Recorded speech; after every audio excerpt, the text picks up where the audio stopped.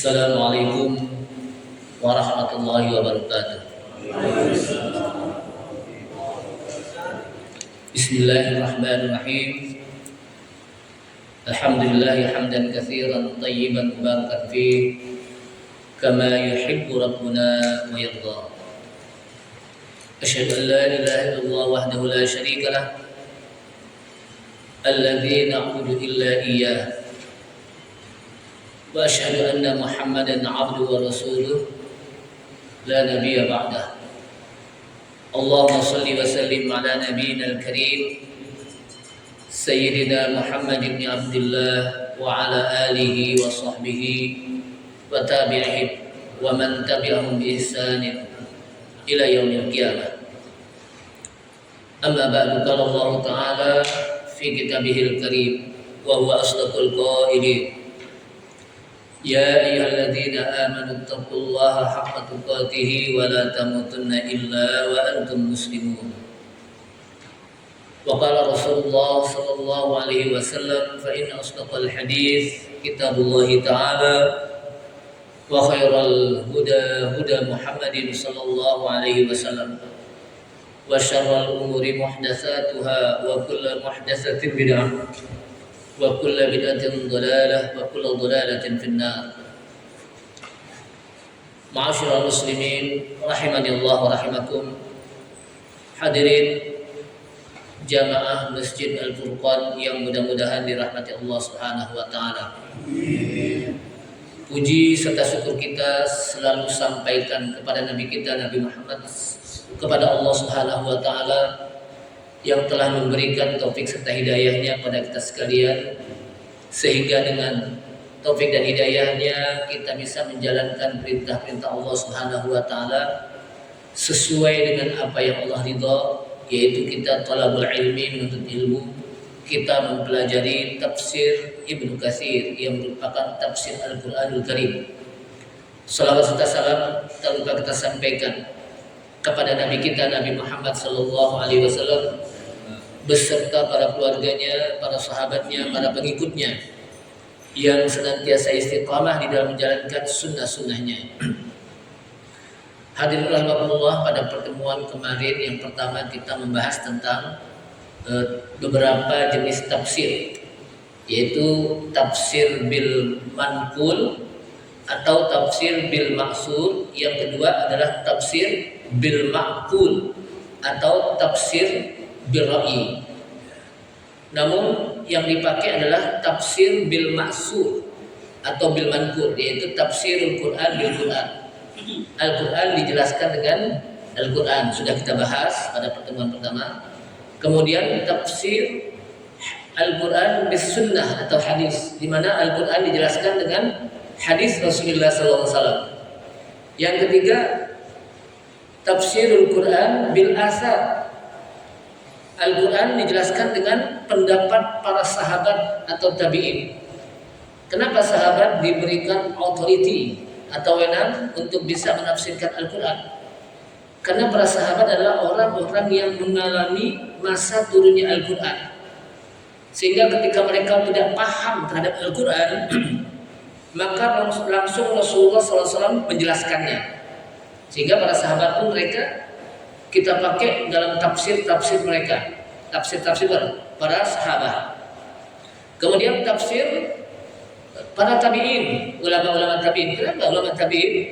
Karena ulama tabi'in adalah orang-orang yang belajar dari sahabat Nabi SAW yang mengalami turunnya Al-Quran dan langsung mendapatkan penjelasan dari Rasulullah SAW.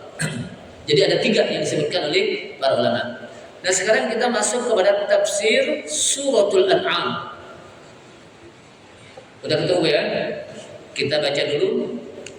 A'udzu billahi minasy syaithanir rajim.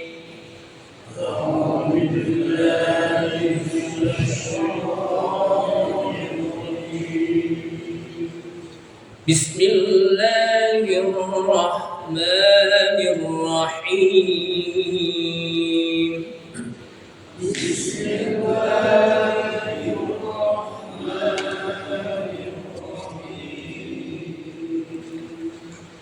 Alhamdulillahilladzi khalaqas samawati wal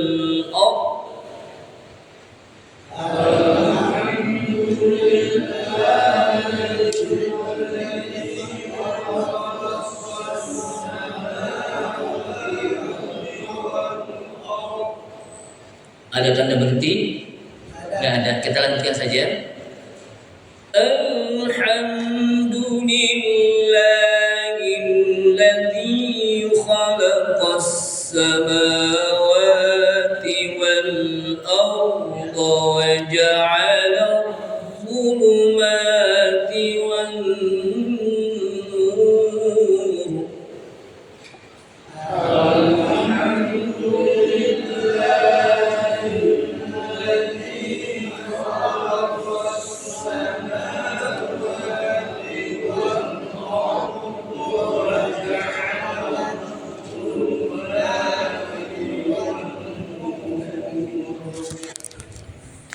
ثم الذين كفروا بربهم يعدلون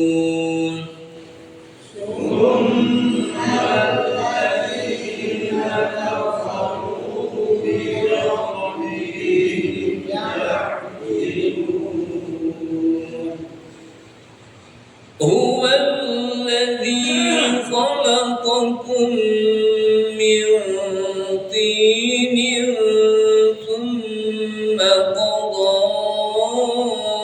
أجلا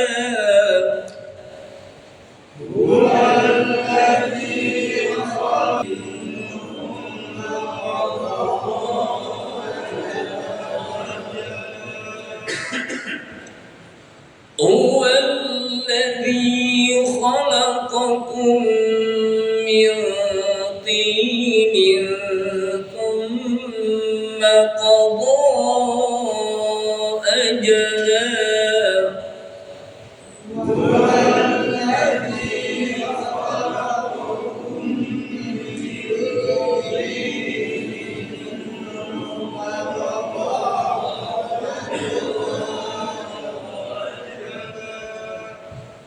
ثم قضى أجلا وأجل مسمى عنده ثم أنتم تمترون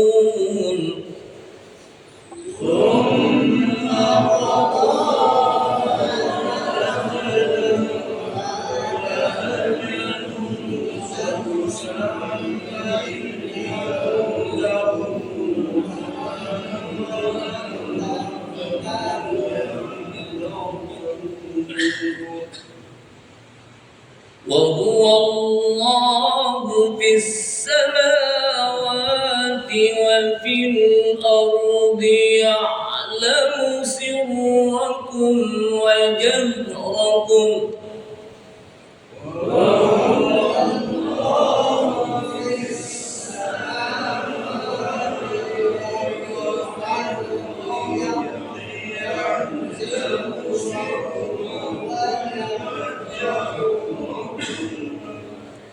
ويعلم ما تكسبون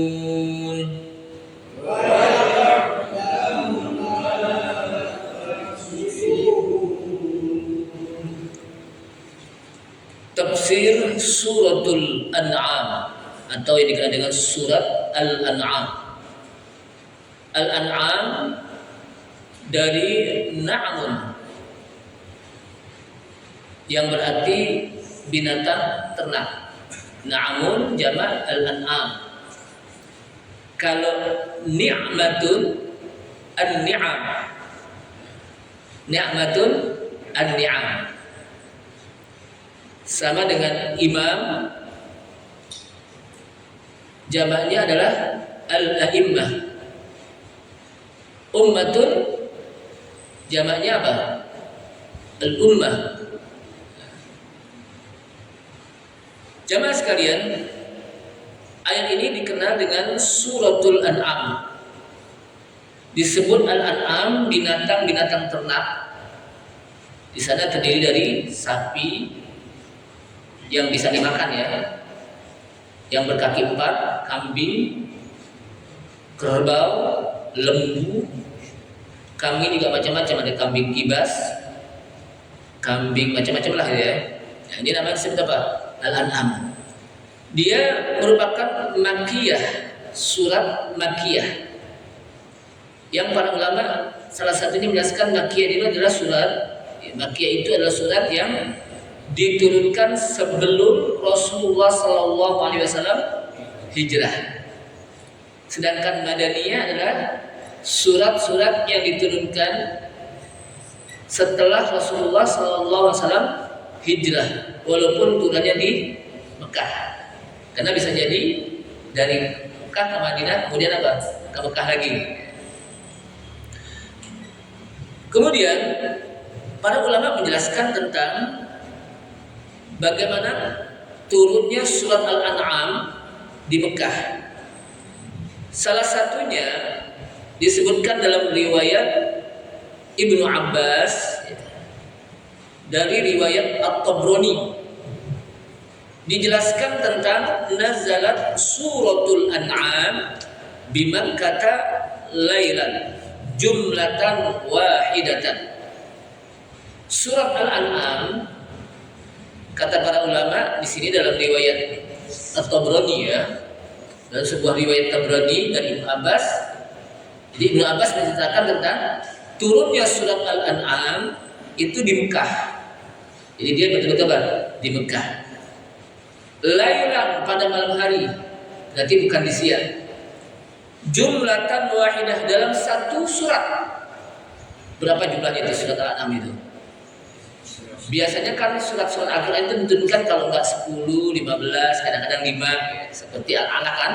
Ayat pertama, Iqra bismi rabbikal ladzi khalaq, 1. Khalaqal insana min 'alaq.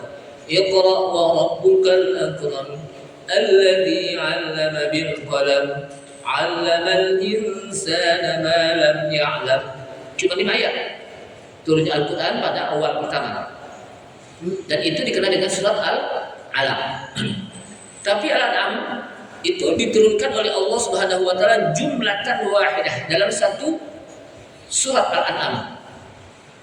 Disebutkan haulaha sab'una alfa malakin yujaruna haulaha bitasbih. Ketika turun surat Al-An'am di malam hari dalam satu surat, maka dikelilingi oleh 70.000 malaikat. Jadi malaikat mengelilingi ketika turunnya apa? Surat ini. Yujaruna haulaha, mereka mengitari dan mengucapkan tasbih dengan suara yang gemuruh ketika turun surat Al-An'am. Kemudian riwayat lain juga mengatakan nazalat suratul An'am dari Asma binti Yazid. Jadi ada namanya Asma binti Abi Bakar yang merupakan anaknya siapa? Abu Bakar As-Siddiq, yang merupakan saudaranya siapa? Aisyah radhiyallahu anha, Ummul Mukminin. Tapi ada namanya Asma binti Yazid.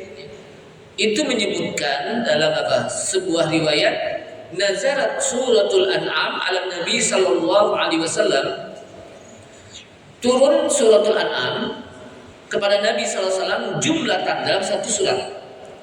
Wa ana akhidatun bi zimami naqatin Nabi sallallahu alaihi wasallam. Sedangkan saya sedang memegang tali pelana, ya, tali kuda, ya. Naqah itu tali unta, ya. Nabi sallallahu alaihi wasallam. Jadi Asma itu pas sedang memegang tali unta Nabi sallallahu alaihi wasallam. In kadat min fathiha, hampir-hampir saja karena saking beratnya ketika turun surat Al-An'am, litukassira idhamun naqah, hampir-hampir saja sungguh akan berpatah tulang-tulang dari unta tersebut, saking beratnya. Jadi Rasulullah berada di atas unta, berat. Turunnya surat apa? Al-An'am, sampai unta itu apa? Merasa berat, hampir-hampir saja tulangnya apa? Merasa patah. tak saking beratnya. Ini disebutkan oleh Asma. Artinya turunnya surat itu Al-Quran surat Al-An'am itu sangat berat. Kemudian juga disebutkan lagi dalam sebuah riwayat hadis, turunnya surat Al-An'am kepada Rasulullah SAW dalam sebuah perjalanan. Ketika di perjalanan, dan di situ para malaikat mengiringinya. Malaikat bertingkat-tingkat, di antara para malaikat itu bertingkat-tingkat dari langit dan juga ada di bumi. Mereka bertingkat-tingkat. Kemudian juga disebutkan lagi dalam riwayat lain, turun surat Al-An'am, para malaikat menyebar, 70.000 malaikat menyebar, dan mereka bertasbih sampai bergemuruhnya suara tasbih mereka di bumi. Dan ketika turun malaikat, masad dan ufuk, sampai menutupi ufuk. Jadi ini beberapa riwayat yang menjelaskan tentang surat turunnya surat Al-An'am. Bahkan disebutkan dalam riwayat Ibnu Umar, Rasulullah SAW mengatakan, langsung Rasulullah yang mengatakan, nazalat alayya suratul An'am, telah turun kepadaku surat Al-An'am, jumlatan wahidah, satu surat. Ya, tidak sedikit-sedikit tapi satu surat Al-An'am. Berapa jumlahnya situ? 165,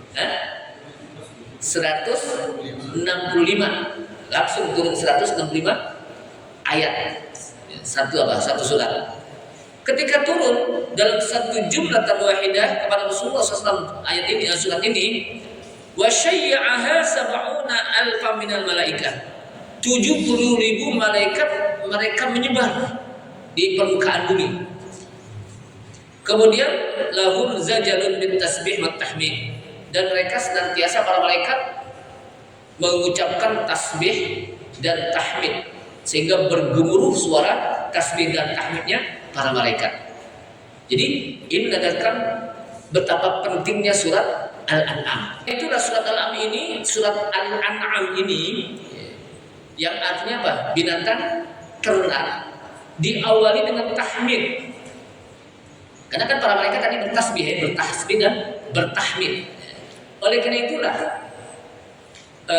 surat Al-An'am ini diawali dengan tahmid, yaitu kalimat alhamdu.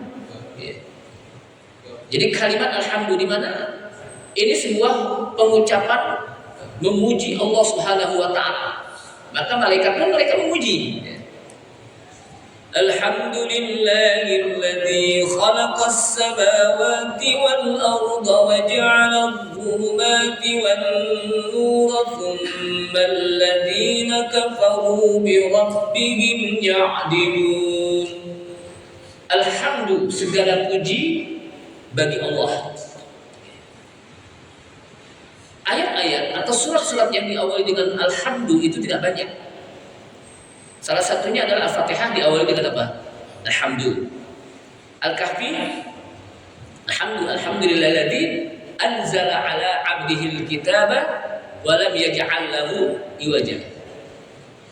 Ini menjelaskan berarti dalam ayat tersebut begitu banyak nikmat yang diberikan oleh Allah Subhanahu wa taala. Di dalam surat Al-Fatihah itu Allah Subhanahu wa taala berikan nikmat kepada kaum muslimin dengan hidayah. Karena kita minta ihdinas siratal mustaqim. Di dalam surat Al-Kahfi juga menjelaskan tentang nikmat yang diberikan oleh Allah Subhanahu wa taala kepada beberapa orang. Kepada Ashabul Kahfi. Ashabul Kahfi itu adalah para pemuda. Yang namanya bukan Ahmad Kahfi, bukan. Kan kadang-kadang namanya siapa Kahfi, ngambil dia nama orang-orang yang bukan. Ashabul Kahfi itu para pemuda yang tidak dijelaskan namanya satu persatu. Mereka adalah pemuda yang bisa membentengi tauhid mereka, mempertahankan tauhid mereka. Kemudian mereka masuk ke dalam gua, dan gua dalam bahasa Arab disebut al-kahfu, kahfun. Kalau guanya besar, kalau guanya apa besar. Tapi kalau yang kecil disebut al-ghar. Makanya gharu Hira. Gharu Hira itu apa? Gua Hira. Tapi kalau besar disebut apa? Kahfu. Jadi Al-Kahfu atau Al-Kahfi, Ashabul Kahfi itu adalah orang-orang yang tinggal di gua selama 309 tahun. Ya. Selama apa? 309 tahun. Jadi namanya bukan Ahmad Kahfi, bukan. Tempatnya namanya Kahfi, di gua gitu. Kadang-kadang kan kita yang penting ada di Al-Quran. Sama dengan namanya siapa? Bukhari, Ahmad Bukhari. Pada Bukhari itu nama tempat. Tempat di mana? Rusia, Uzbekistan. Namanya Pak Bukhara. Namanya Pak Bukhara. Namanya sih bukan Bukhari. Jamaah sekalian, alhamdulillahilladzi khalaqas samawati. Jadi ada beberapa orang yang diberikan nikmat. Orang-orang yang kena dengan Ashabul Kahfi, termasuk juga Dzulqarnain diberikan nikmat, termasuk juga Nabi Musa bertemu dengan Nabi Khidir. Itu apa? Nikmat. Nah, di dalam ayat ini juga menjelaskan tentang bagaimana Allah SWT berikan nikmat-nikmat. Ya. Makanya ayat ini diawali dengan pujian, alhamdulillahilladzi khalaqas samawati wal ardh. Alhamdulillah, sebetulnya alhamdulillah itu adalah dalam bentuk tunggal. Mahamid. Alhamdulillah. Kemudian dipakein alif lam. Sebetulnya kalimatnya bisa disebut dengan hamdan lillah. Boleh. Tapi ketika disebut dengan alhamdulillah dengan alif lam, maka lil istighraq. Lil istighraq artinya semua cakupan pujian, semua pujian itu hanya untuk Allah SWT. Jadi istighraq itu apa? Sangat luar biasa, luas. Semua pujian hanya milik Allah Subhanahu wa taala. Siapa Allah? Alladzi khalaqas samawati wal ardh. Jadi Allah Subhanahu wa taala di sini memperkenalkan dirinya bahwa Allah alladzi khalaqas samawati wal ardh. Allah alladzi khalaqas samawat, yang telah menciptakan langit, wal ardh, dan bumi. Jadi Allah SWT yang menciptakan langit dan bumi. Tidak sampai di situ, juga wa ja'ala dzulumati wan nur. Dan dia juga menjadikan az-zulumat, kegelapan, wan nur, dan cahaya. Summal ladzina kafaru bi rabbihim ya'dilun. Summal ladzina kafaru, kemudian orang-orang kafir, bi rabbihim, terhadap Rabb mereka, ya'dilun, mereka melakukan sekutu pada Allah SWT, menyekutukan Allah Subhanahu wa taala. Kemudian dijelaskan lagi siapa Allah SWT.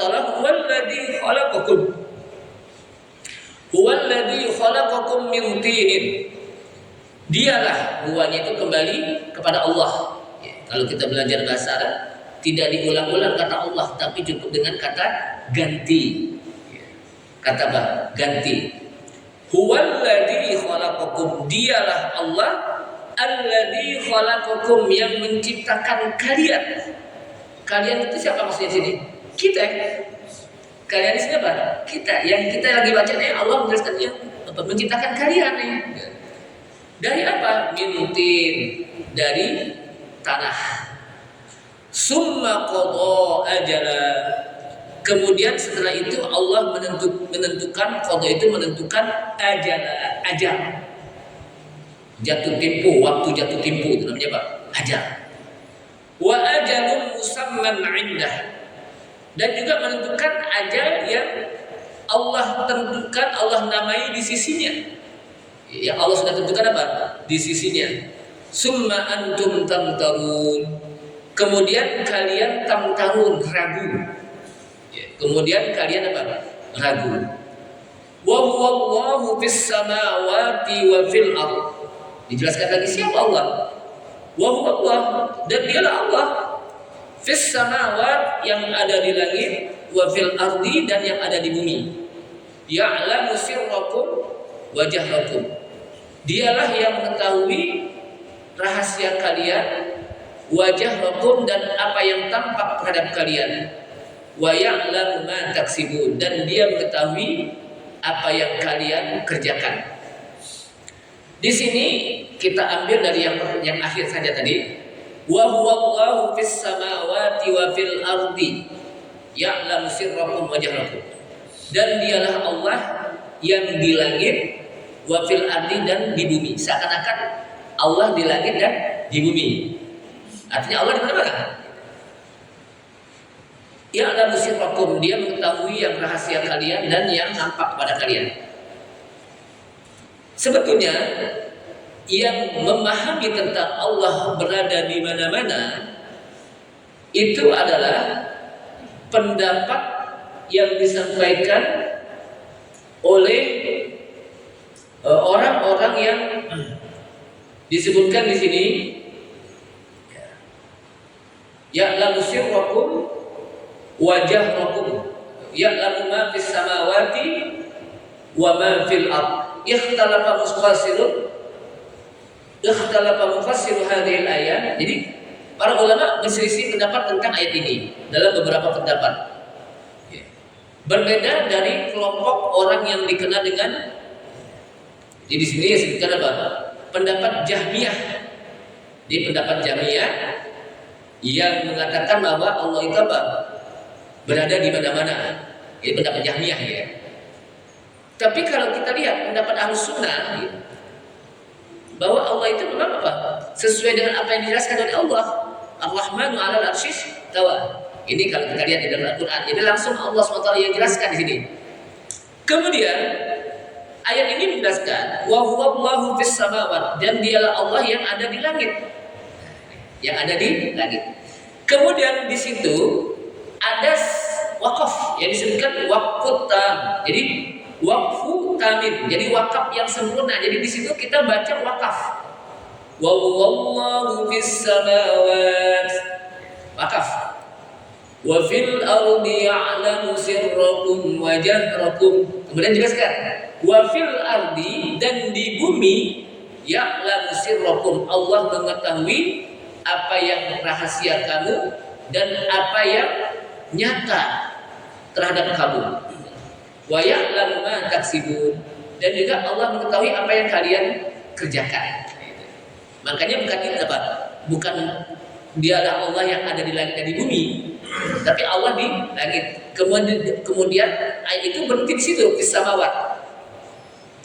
Kemudian ayat itu berhenti di fis samawat. Kemudian dilanjutkan wa fil ardi ya'lamu sirrakum wa jahrakum, dan di bumi Allah mengetahui sirrakum wa jahrakum, yang rahasia di antara kalian dan yang nampak di antara kalian.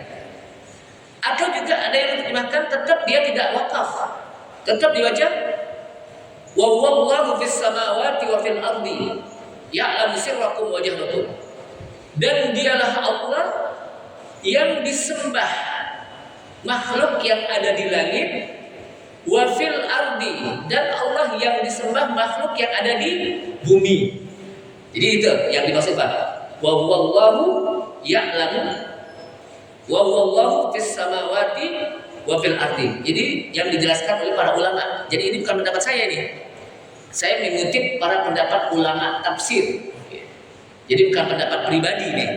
Karena memang dijelaskan di dalam tafsir Ibnu Katsir. Saya nggak berani menafsirkan kecuali para ulama sudah menjelaskannya. Jadi saya hanya mengutip penjelasan para ulama. Jamaah sekalian, Allah Subhanahu wa taala di dalam ayat ini yaqulullahu taala madihan nafsahu al-karimah. Allah Subhanahu wa taala memuji dirinya yang mulia. Jadi Allah Subhanahu wa taala memuji dirinya karena pantas Allah memuji dirinya. Karena Allah tempat untuk bisa dipuji. Dan kita pun banyak memuji Allah Subhanahu wa taala. Tapi kalau kita memuji diri kita sendiri nggak boleh. Jadi kalau Allah SWT memuji dirinya pantas nggak? Pantas, karena Dia yang menciptakan kita dan Dia maha segalanya. Jadi pantas untuk memuji dirinya dan pantas juga kita untuk memujinya. hamidan laha, dan Allah SWT memuji dirinya karena dengan dia menciptakan langit dan bumi. Jadi Allah memuji dirinya karena dia sudah menciptakan apa? Langit dan bumi. Dia sudah menciptakan apa? Langit dan bumi. Qiraran li'ibadatihi atau li'ibadihi, untuk mengenalkan kepada hamba-hambanya, nih langit kami yang menciptakan, kata Allah. Nih bumi Allah yang menciptakan. Jadi pantas Allah ngasih tahu, ini kan bumi saya yang menciptakan, langit saya yang menciptakan. Itu bisa nggak bikin apa? Langit dan bumi itu pantas. Tapi kalau kita nggak pantas untuk memuji diri kita, karena kita makhluk yang lemah, yang nggak patut untuk dipuji. Sementara Allah SWT pantas, layak untuk apa? Dipuji. Kemudian Allah SWT memuji dirinya karena ja'ala zulumati wan nur. Allah menciptakan az-zulumat, apa zulumat? Kegelapan. Wan nur, dan cahaya. Manfaatan li ibadihi fi lailihim wa naharihim, yang bisa memberikan manfaat untuk hambanya pada malam hari dan siangnya. Malam hari gelap, siang hari terang. Kira-kira ada manfaat enggak Allah Subhanahu wa taala ciptakan gelap dan terang? Bayangkan kalau kita terang dulu gimana kira-kira? Enggak bisa tidur ya. Basaan terang dulu nih, mata enggak bisa nutup. Kenapa terang? Atau kalau gelap dulu gimana kira-kira? Susah juga. Nggak bisa ngapa-ngapain gelap. Maka Allah SWT jadikan kadang terang, kadang gelap, kadang siang, kadang malam. Jadi kadang siang, coba Allah SWT ciptakan malam aja, kayaknya apa? Nggak kena matahari gitu, lemes deh. Kenapa tidur dulu? Atau Allah SWT ciptakan siang aja, panas, kan gitu. Artinya apa? Itulah ciptaan Allah SWT, yang semuanya manfaatan li'ibadihi, bermanfaat bagi hambanya. Sehingga artinya dari semua ini Allah Subhanahu wa taala menciptakan alam semuanya bermanfaat, tidak ada yang sia-sia. Rabbana ma khalaqta hadza batila, wahai Rabb kami, ma khalaqta hadza batila, tidaklah engkau menciptakan semuanya ini ada yang sia-sia, enggak ada. Tapi kita jangan dalam sudut pandang kita aja. Kalau sudut pandang kita mungkin kita merasa sia-sia banget. Enggak. Kita melihat dalam sudut pandang Allah Subhanahu wa taala, tidak ada yang sia-sia, semuanya bermanfaat. Semuanya apa? Bermanfaat. Kemudian kalau kita lihat fajama'a lafdz zulumat wa wahada lafdz nur. Allah Subhanahu wa taala menyebutkan lafaz zulumat dengan kalimat jamak. Az-zulumat mufradnya az-zulmu, zulumat. Sedangkan an-nur dalam bentuk tunggal, jamaknya apa? Anwar. Jadi kalau yang namanya anwar itu berarti cahayanya banyak tuh. Kalau nur cuma satu. Anwar itu apa? Jamak daripada nur. Kenapa disebutkan an-nur satu? Tunggal. Tapi az-zulumat dalam bentuk jamak atau plural. Likaunihi asyrafu, karena cahaya itu lebih utama ketimbang apa? Gelap disebutkan. Sebagaimana Allah SWT menyebutkan anil yamini wasyama'il. Anil yamin, yamin itu apa? Kanan. Asyama'il dari kata-kata syamil, yang ada apa? Kiri. Syama itu bentuknya apa? Jamak. Sedangkan kanan dalam bentuk mufrad, menandakan kanan itu lebih utama ketimbang kiri. Itu yang pertama.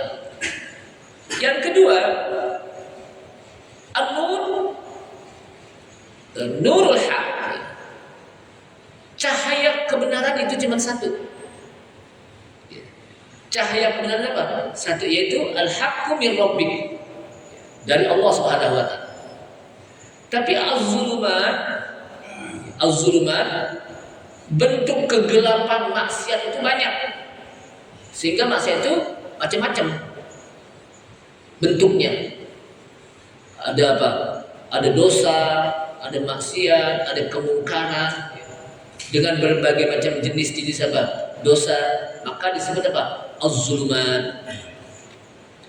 Kemudian dalam ayat lain juga disebutkan wa anna hadza sirati mustaqiman fattabi'uhu wa la tattabi'us subula fatafarraqu bikum an sabili. Kata Allah Subhanahu wa taala dalam ayat Al-Qur'an wa anna hadza sirati mustaqiman. Dan sungguh ini adalah jalanku yang lurus. Jalanku yang lurus. Berarti jalan Allah cuma satu. Yang lurus apa? Satu. Yaitu as-siratal mustaqim. Jalan yang lurus. Fattabi'uhu. Janganlah kalian maka kalian ikutilah jalan yang lurus tadi. Fattabi'u, maka ikutilah jalan yang lurus. As-sirati, yaitu jalan yang lurus, yaitu yang satu, yang mustaqim. Wala tattabi'us subul. Dan jangan kalian mengikuti subul, jalan-jalan. Berarti jalan yang tidak lurus banyak. Jalan yang tidak lurus apa? Banyak. As-subul. Subul itu jamaknya. Mufradnya apa subul? Sabil. Namanya kalau orang apa? Namanya siapa? Sabil. Sabil itu artinya apa? Jalan. Nah, jalan yang tidak lurus itu banyak. Fatafarraqu bikum an sabili. Maka akan terpecah belah kalian dari jalan tersebut. Kalau kita secara real saja, yang namanya jalan lurus ada berapa jalan lurus? Satu kan? Tapi kalau jalan yang tidak lurus, yang bengkok-bengkok banyak, di gang-gang banyak banget jalanan itu. Jalan aja lurus, satu cuma satu. Tapi kalau yang jalan yang bengkok-bengkok, yang diganggap itu kira-kira banyak nggak? Banyak. Ya, secara real. Artinya apa? Jalan yang lurus ini hidayah Allah, Al-Quran itu satu. Kebenaran itu apa? Satu. Tapi kalau jalan yang tidak lurus itu banyak. Itu banyak perbuatan dosa dengan berbagai macam apa? Spesiesnya, jenisnya kan gitu. Dosa itu banyak kan? Ada dosa besar, dosa kecil, ada dosa-dosa yang apa? Mata, dosa telinga, dosa macam-macam. Makanya subul jalan apa yang tidak lurus apa? Banyak. Kemudian setelah Allah SWT menjelaskan tentang dirinya, tsummal ladzina kafaru bi rabbihim ya'dilun. Kemudian orang-orang kafir terhadap Rabb mereka ya'dilun, mereka menyekutukan Allah Subhanahu wa taala. Wa ma hadza, disertai dengan apa yang Allah Subhanahu wa taala jelaskan dalam ayat Al-Qur'an ini, kafara bihi ba'du ibadihi. Maka sebagian hamba Allah ada yang mengkufurinya, tidak percaya terhadap Allah Subhanahu wa taala yang menciptakan ini alam, sehingga waja'alu lahu syarikan. Maka mereka pun menjadikan Allah ada tandingannya. Allah Subhanahu wa taala ada tandingannya. Allah ada anaknya, Allah ada istrinya. Ta'ala Allahu uluwan kabira. Maha suci Allah, Allah maha tinggi lagi maha besar. Jadi ini menjelaskan ternyata walaupun Allah Subhanahu wa taala sudah sampaikan dan memperkenalkan dirinya bahwa dirinya lah yang menciptakan langit dan bumi, yang menciptakan kegelapan, menciptakan cahaya, yang mengetahui apa yang ada di langit dan di bumi, yang mengetahui yang rahasia dan yang tersembunyi, yang nampak dan mengetahui apa yang dikerjakan oleh manusia, tetap saja di antara mereka ada yang tidak percaya kepada Allah Subhanahu wa taala. Huwallazi khalaqakum min tin. Kemudian dialah Allah yang menciptakan kalian dari tanah. Maksudnya siapa? Maksudnya aba'ahum, bapak kita, Nabi Adam. Awal pertama sekali manusia diciptakan dari apa? Tanah. Khalaqtu biyadayya. Kata Allah SWT dalam hadis qudsi, aku ciptakan dengan tanganku sendiri. Nabi Adam itu Allah SWT ciptakan langsung, dibentuk oleh Allah Subhanahu wa taala dalam bentuk yang sangat indah. Makanya para ulama menjelaskan di dalam surat Yusuf, biasanya itu dijelaskan waktu apa kita membahas tentang mana yang lebih cakep, yang lebih ganteng antara Nabi Adam dengan Nabi Yusuf. Kira-kira kalau bahasa kita siapa nih yang kita tahu? Nah, Nabi Yusuf ya. Kata para ulama, Nabi Adam. Karena pada saat Nabi Adam diciptakan, langsung Allah SWT menciptakan Nabi Adam dengan tangannya, sehingga pasti ketika Allah langsung menciptakan, pasti yang paling apa? Yang paling ganteng, yang paling bagus. Tapi karena waktu itu tidak ada wanita, ya nggak ada yang lihat Nabi Adam kan, sampai kepotong apa tangannya. Nah, sedangkan di zaman Nabi Yusuf, para wanita apa? Banyak, sehingga mereka wah ini sih mahada illa malakun kabir, ini sih bukan manusia nih, tidaklah dia kecuali apa? Malaikat yang ganteng banget gitu. Sehingga terpotonglah tangannya. Jadi apa? Pada saat itu cuma ada Hawa doang, Ibunda Hawa. Sehingga Ibunda Hawa itu nggak ada saingannya dia, nggak ada apa? Nggak ada saingannya. Makanya apa? Itu apa? Jadi Nabi Adam itu adalah makhluk yang cantik. Dan Allah udah Isa dan Nabi Isa apa? Nabi Adam bukan Nabi Isa. Nabi Adam diciptakan oleh Allah Subhanahu wa taala dengan bentuk yang sangat sempurna, sehingga manusia pun diciptakan oleh Allah Subhanahu wa taala dengan bentuk yang paling sempurna. Apa yang kata Allah Subhanahu wa taala dalam surat At-Tin? Tini wa zaitun wa turi sinin wa hadzal baladil amin. Laqad khalaqnal insana fi ahsani taqwim. Sungguh kami ciptakan manusia dalam sebaik-baik bentuk. Ahsani taqwim apa? Sebaik-baik bentuk, sebaik-baik rupa. Kira-kira bapak-bapak pernah nggak nengokin di pasar minggu tuh yang di Ragunan? Pernah nengokin nggak? Nengokin binatang? Pernah nengokin ya? Pernah jebuk sana ya? Atau di taman safari deh? Coba ada bandingkan ya. Kira-kira kita yang nonton ini dengan yang ditonton cakapan mana kita nih? Yang nonton deh. Yang cakep bagus, betapa bagusnya manusia itu. Dengan makan dengan tangan kanan, jalan dengan dua kaki. Ini tuh. Coba kalau kita lihat yang namanya monkey, gorila, walaupun dia punya apa? Sama dengan manusia bentuknya, secara anatominya sama, tapi dia walaupun apa? Kadang dia pakai kaki jalan, tapi kadang pakai apa? Tangan. Makan juga gitu, kadang dengan pakai tangan, pakai apa? Kadang dengan apa? Kaki.